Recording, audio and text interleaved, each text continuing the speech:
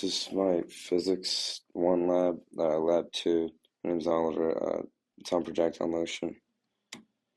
So I start out with the purpose of this whole thing is to observe the motion of a falling object.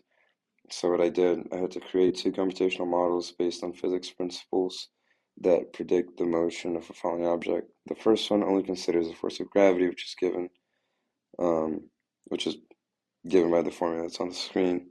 Where the vector force, net force, is just the weight force, or 0, negative mg and 0.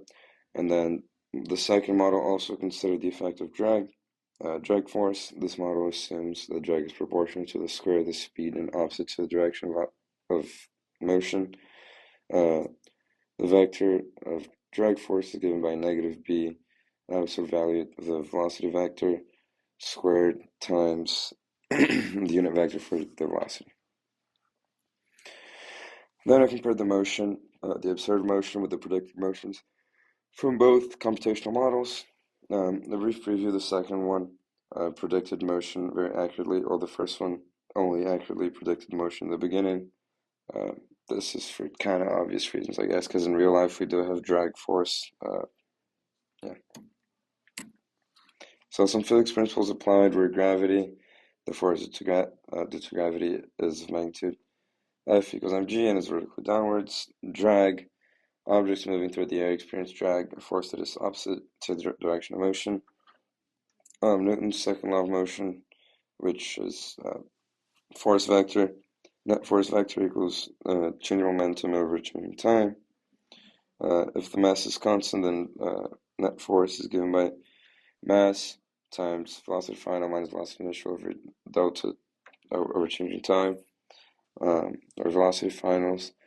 The final velocity vector equals initial velocity plus net force vector over mass times change in time.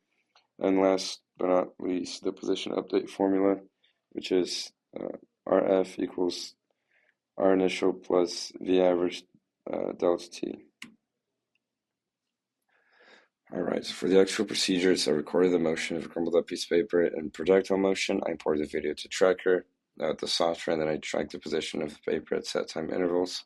I manipulated the starter code in GlowScript to create 2 computational models of the ball's motion, one with only gravity, and the other one that accounts for drag as well. And then lastly, I created a position versus time graph based on the data collected and compared the 3 graphs/models. Some assumptions that were necessary for this experiment was that the only forces acting are weight and drag. The paper is falling vertically, no sideways motion. The initial velocity is exactly 0 meters per second. Tracking markings are exactly in the center of the paper. The system is just falling folded paper. And the mass is 0.002 kilograms. Surroundings, everything else, including the ruler, air, and the earth. Here's a picture of the video and the frames that I used. Yeah, I can't play the video because Slides was being weird about it. So now I go into some lab/tracker analysis. Initial time, 0 seconds. Initial height was 0.05 meters. Initial position, vector 0, 0.05, and 0 meters. Total time that it was in the air for was 0.4 seconds. I decided to put this onto one slide. So my computational models, the initial conditions, which are here on the left, and then the loop is to the right.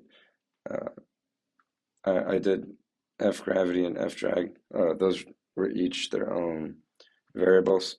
So you can assume I'm not going to show the other computational model for just gravity. It's kind of obvious. It just doesn't have F drag in it.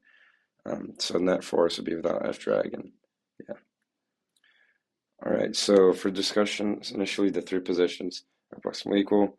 V is approximately 0.